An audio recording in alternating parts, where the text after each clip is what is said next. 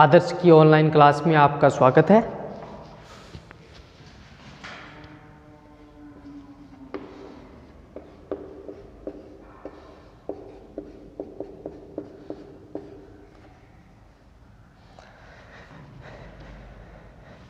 देखिए, हमारी यूनिट का नाम है सर्किट एनालिसिस यानी परिपथ विश्लेषण।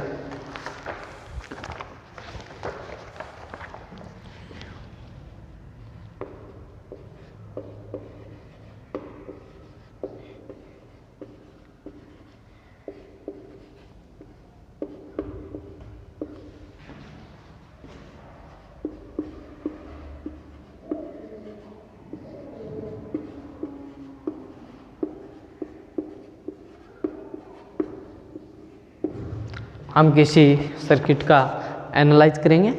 सर्किट से संबंधित हम सर्किट या परिपथ से संबंधित हम महत्वपूर्ण परिभाषाएं पढ़ेंगे, महत्वपूर्ण प्रमेय भी पढ़ेंगे। सबसे पहले हम महत्वपूर्ण परिभाषाएं पढ़ेंगे।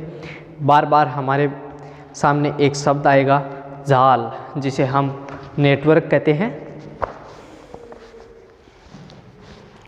नेटवर्क, आप भी साथ में हेडिंग लगाइए।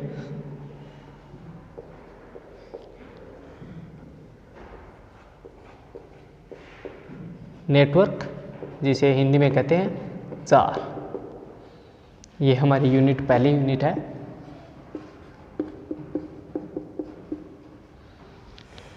देखिए, विभिन्न इलेक्ट्रॉनिकी अवयव हमने देखे हैं। प्रतिरोध, संधारित्र, प्रेरकत्व, डायोड, ट्रांजिस्टर, बैटरी, इन सभी से मिलकर बनी हुई युक्ति जाल कहलाती है। देखिए, विभिन्न परिभाषा नोट करें। विभिन्न इलेक्ट्रॉनिकी अवयव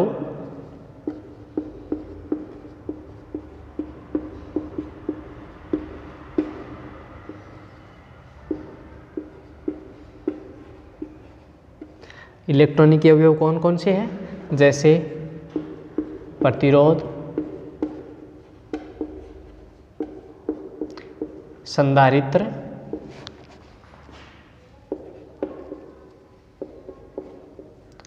प्रेरकत्व,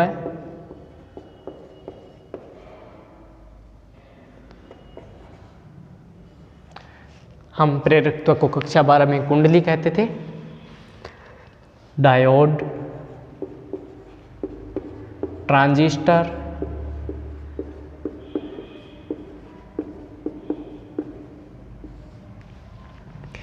बैटरी,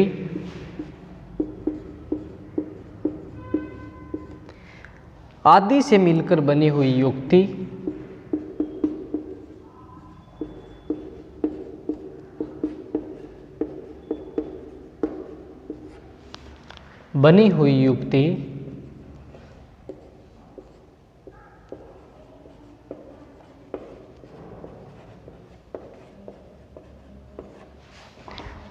क्या कहलाती है? नेटवर्क या जाल कहलाती है।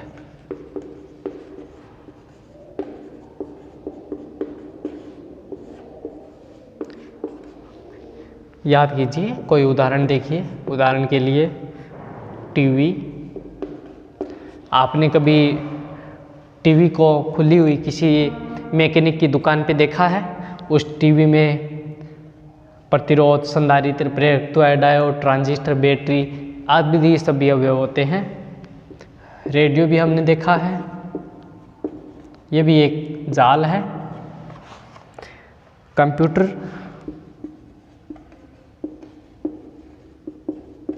आदि। निष्क्रिय जाल, अगली परिभाषा है निष्क्रिय जाल।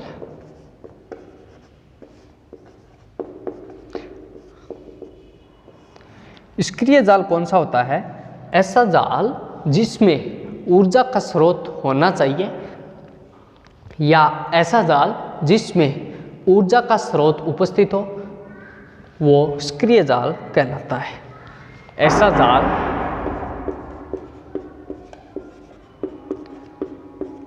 जिसमें ऊर्जा का स्रोत विद्यमान हो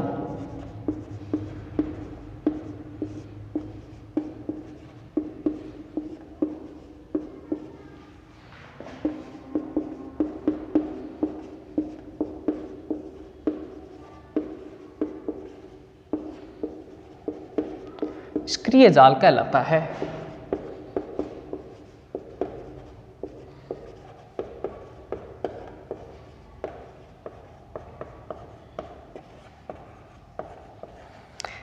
अक्रिय जाल,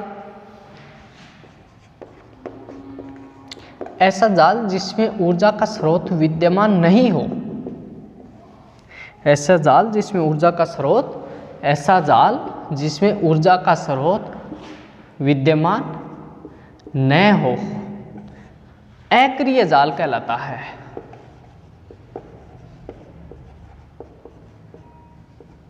ऊपर वाली परिभाषा देखकर आप नोट कर सकते हैं।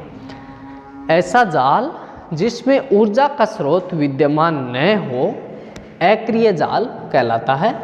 और ऐसा स्रोत, ऐसा जाल जिसमें ऊर्जा का स्रोत विद्यमान हो, सक्रिय जाल कहलाता है। और विभिन्न इलेक्ट्रॉनिकी अवयव जैसे प्रतिरोध, संधारित्र, प्रेरकत्व, डायोड, ट्रांजिस्टर, बैटरी आदि से मिलकर बनी हुई युक्ति जाल कहलाती है। जैसे टीवी है, रेडियो है, कंप्यूटर है आदि। अब देखिए, मैंने एक शब्द लिखा है सक्रिय जाल की परिभाषा में ऊर्जा का स्रोत। ऊर्जा का स्रोत कौन कौन से होते हैं? एक तो होता है वोल्टता स्रोत, एक होता है धारा स्रोत। वोल्टता स्रोत देखिए, अब हम सबसे पहले वोल्टता स्रोत को डिफाइन करेंगे। मैंने यहाँ पर एक शब्द लिखा है ऊर्जा का स्रोत। इसको हम डिफाइन करेंगे।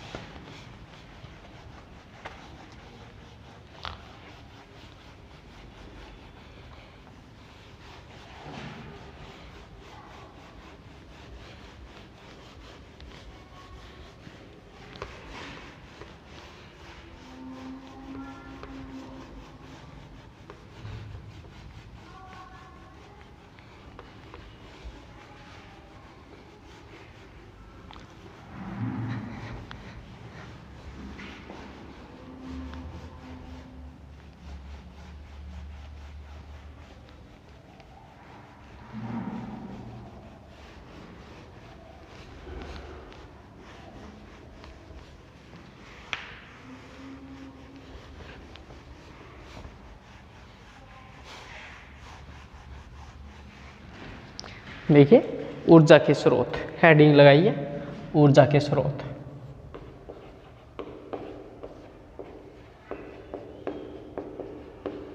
पहला है वोल्टता स्रोत।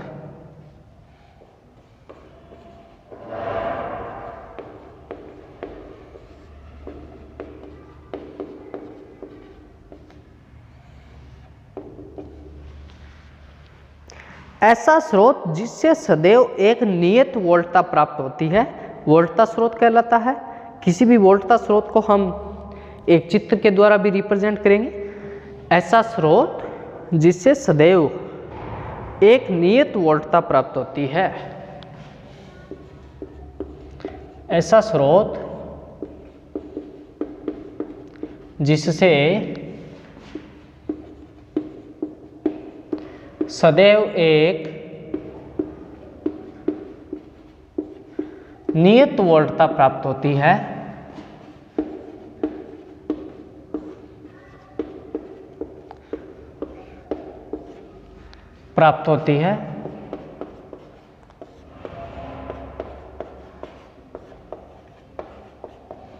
जिससे सदैव एक नियत वोल्टता प्राप्त होती है, वोल्टता स्रोत कहलाता है।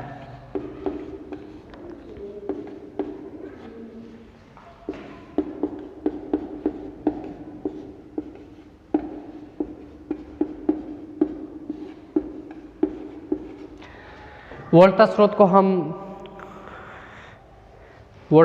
को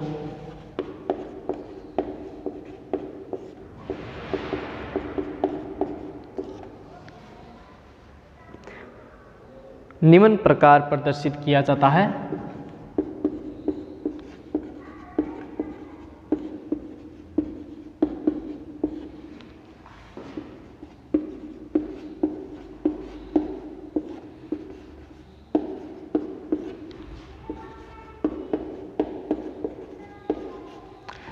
देखिए किसी भी वोल्टता स्रोत को हम एक चित्र बना रहे हैं, Vs यानी वोल्टेज सोर्स,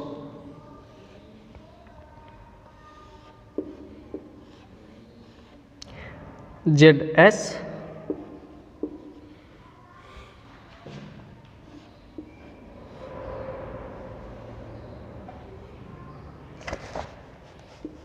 ये V आउटपुट निर्गत वोल्ट था।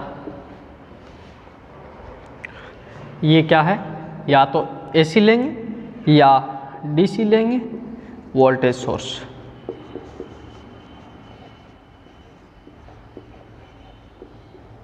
या तो AC है या DC है।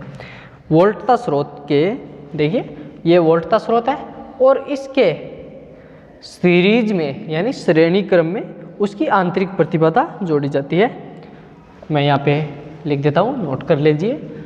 वोल्टता स्रोत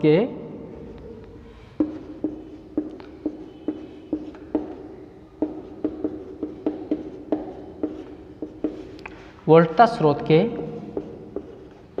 श्रेणी क्रम में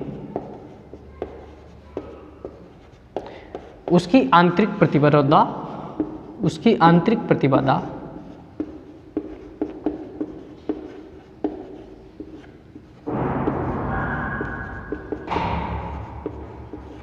जोड़ी जाती है।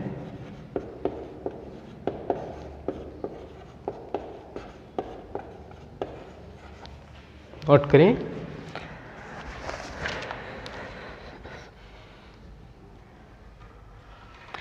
अगर ये वोल्टता स्रोत आदर्श हो तो उसकी आंतरिक प्रतिबाधा कितनी होती है, 0 होती है।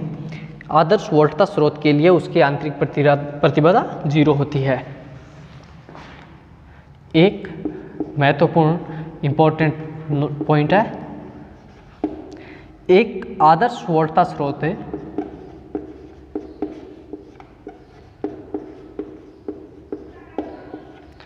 स्रोत के लिए उसकी आंतरिक प्रतिबाधा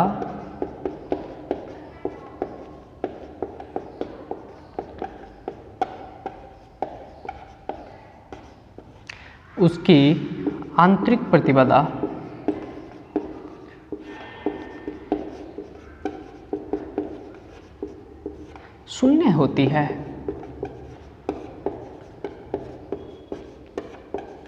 यानी ZS का मान 0 होता है। ये ZS क्या है, इस स्रोत की आंतरिक प्रतिबाधा है। इसका मान 0 कब होगा, जब ये वोल्टता स्रोत आदर्श हो। यानी आदर्श वोल्टता स्रोत के लिए उसकी आंतरिक प्रतिबाधा 0 होती है। अगला है धारा स्रोत।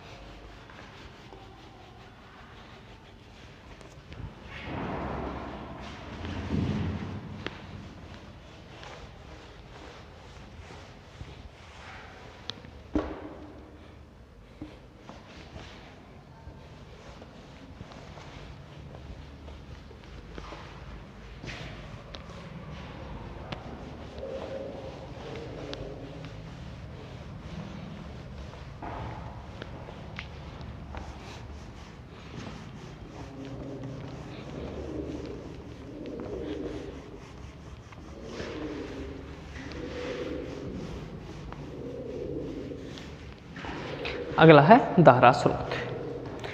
धारा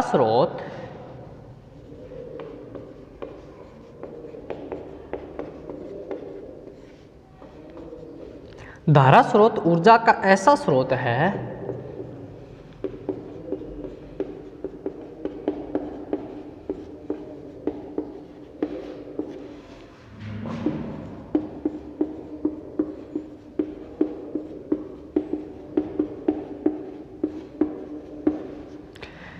जिससे लगातार नियत धारा प्राप्त की जा सकती है।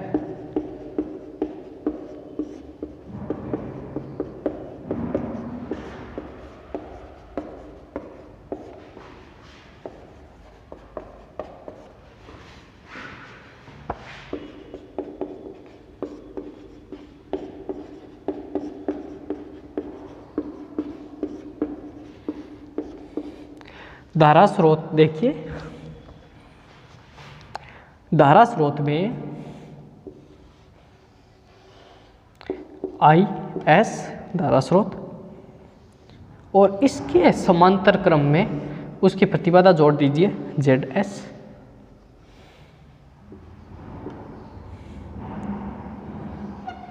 ये निर्गत धारा, I आउटपुट। देखिए धारा स्रोत में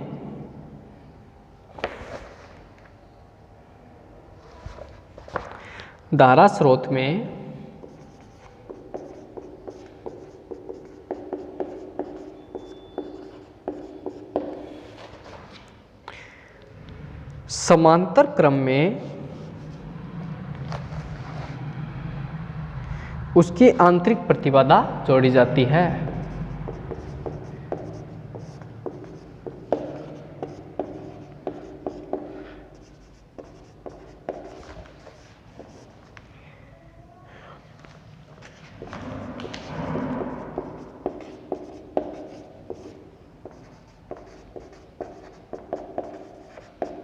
जोड़ी जाती है।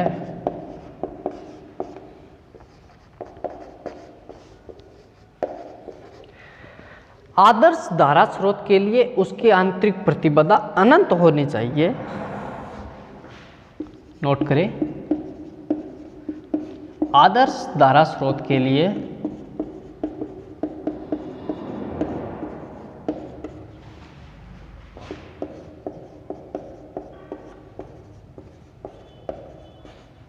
उसकी आंतरिक प्रतिबाधा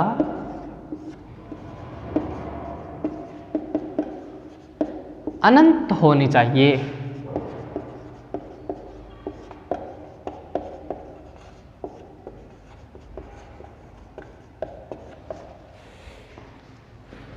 यानी इसका मान क्या होना चाहिए? इनफाइनाइट।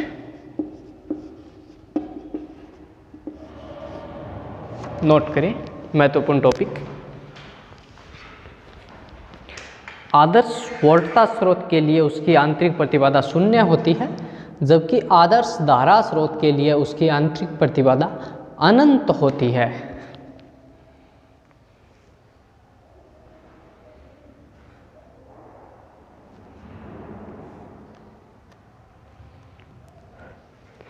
अगला टॉपिक है हमारा शाखा, ब्रांच।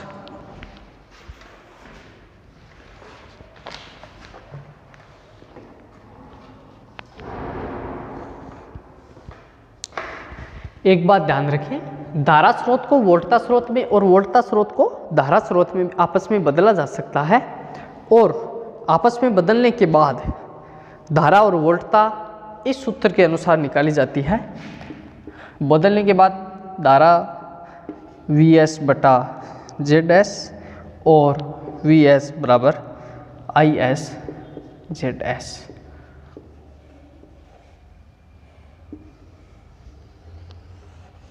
ये महत्वपूर्ण सूत्र है।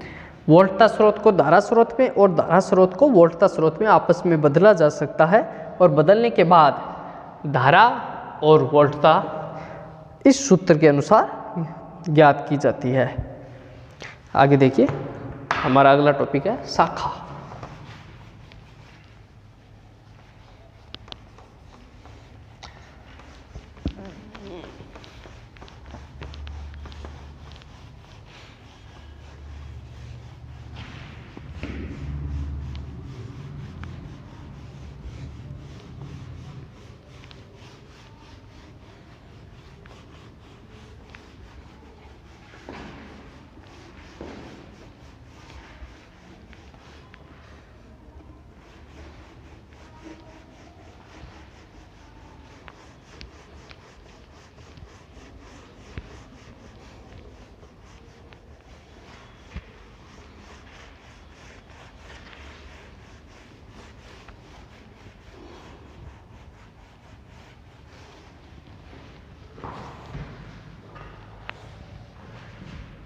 हेडिंग लगाइए ब्रांच, शाखा। शाखा किसी भी परिपथ का वह भाग है जिसमें दिए गए ऊर्जा स्रोत व अन्य अवयवों के मान के लिए धारा अपरिवर्तित रहती है। शाखा किसी भी परिपथ का वह भाग है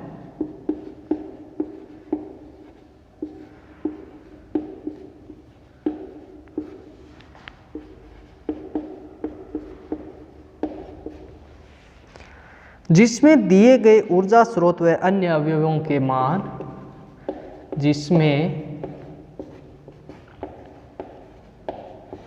दिए गए ऊर्जा स्रोत व अन्य अवयवों के मान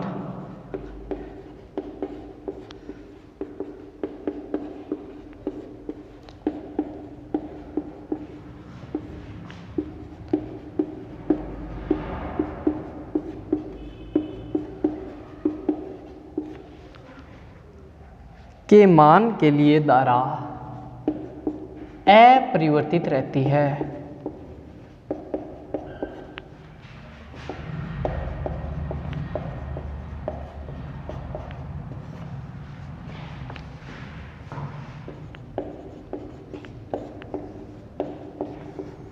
देखिए भाई, मैं उदाहरण के लिए एक परिपथ बना रहा हूँ, उसमें हम शाखाओं को ढूंढेंगे।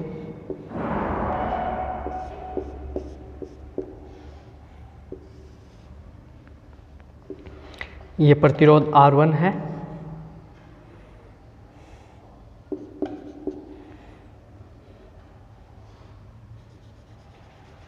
ये प्रतिरोध R2 है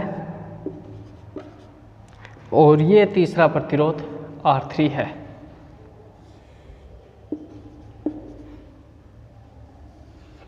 इस परिपथ में ये चौथा प्रतिरोध R4 है और ये पांचवा प्रतिरोध R5 है और ये छठा प्रतिरोध R6 है।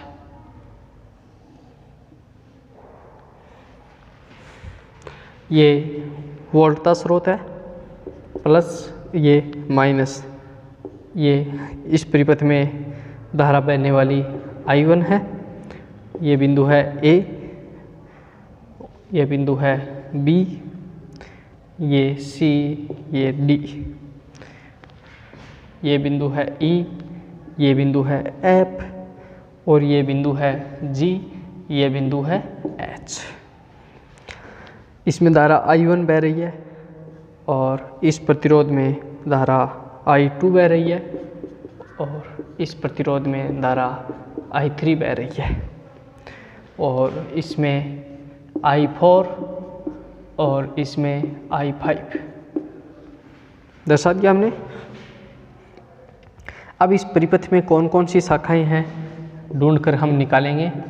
उपरोक्त परिपथ में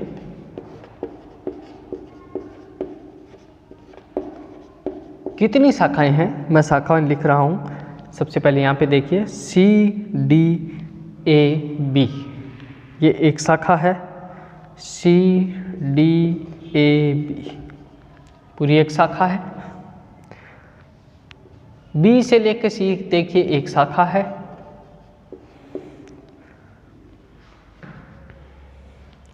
और BE भी एक शाखा है। EF भी एक शाखा है और EGHF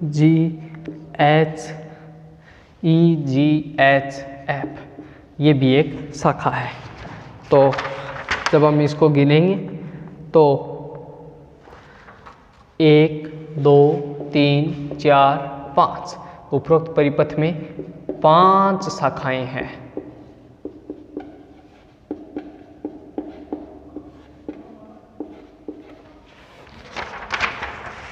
उसके बाद हमारा अगला टॉपिक है लूप या पास। इसी चित्र की सहायता से हम अगला टॉपिक लूप या पास को समझेंगे।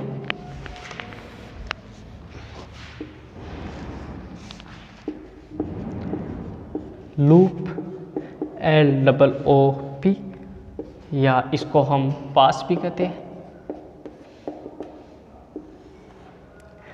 विभिन्न इलेक्ट्रॉनिक अवयवों या शाखाओं के भाग से मिलकर बना बंद परिपथ लूप कहलाता है। इसमें बंद परिपथ ढूंढना है हमें। विभिन्न इलेक्ट्रॉनिक अवयव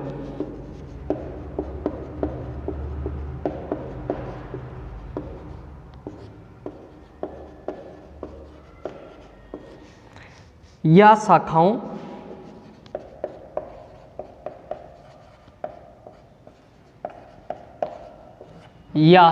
के भाग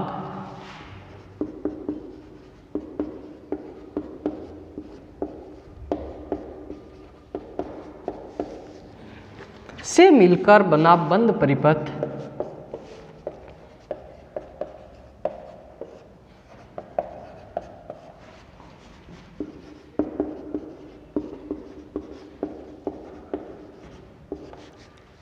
लूप कहलाता है।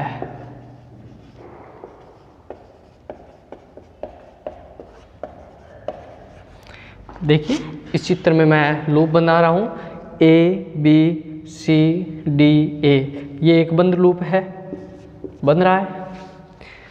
BEFCB, ये भी एक बंद लूप है। EGHF, ये भी एक बंद लूप है। यानी 3 सरल लूप बन रहे हैं। मैं इनका नाम लिख रहा हूँ ABCDA, ये पहला लूप, और BEFCB दूसरा लूप, और EGHFE।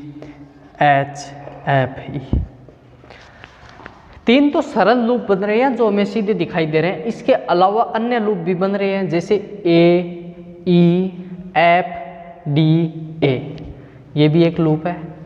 BGHCB, ये भी एक बंद लूप है, यानी बंद परिपथ है, ये भी एक लूप है। यानी जितने इसमें बंद परिपथ बन रहे हैं वो सारे बंद परिपथ लूप कहलाते हैं। शर्त यही है, जिस बिंदु से हम रवाना हो रहे हैं उसी बिंदु पर सबसे अंत में पहुंचे तो बनने वाला परिपथ क्या कहलाता है? लूप कहलाता है। यह है हमारा लूप। उसके बाद हमारा अगला टॉपिक है जंक्शन, यानी संधि या नोड। नोट करें, अगला टॉपिक है, हेडिंग लगाइए, संधि या नोड।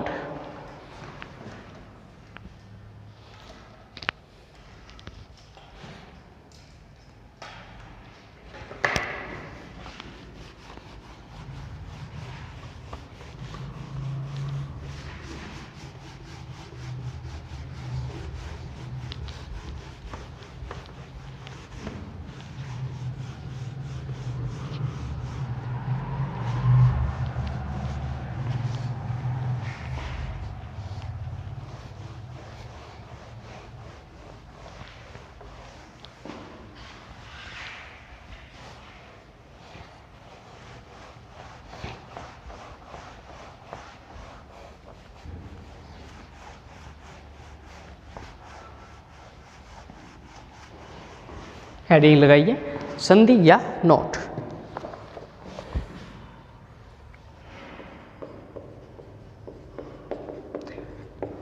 जंक्शन या नोड।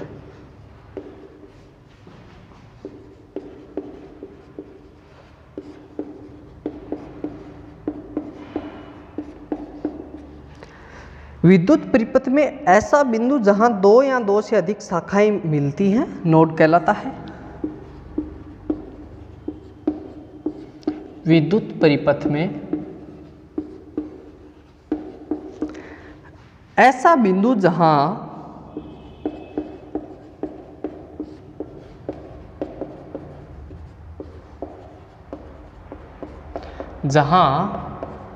2 या 2 से ज्यादा शाखाएं मिलती है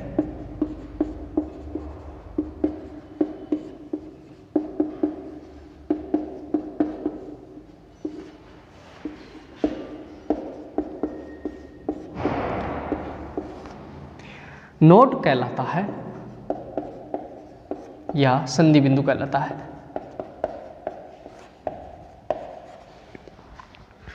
देखिए जो हमने चित्र बनाया था उसी चित्र में आप देखिए मैं बिंदु लिख रहा हूँ, वो बिंदु आप चित्र से मिलान कीजिए। बिंदु बी, ई, सी, एफ आदि बिंदुओं को देखिए। ये बिंदु क्या है? ये बिंदु जंक्शन बिंदु है, यानी संधि बिंदु है।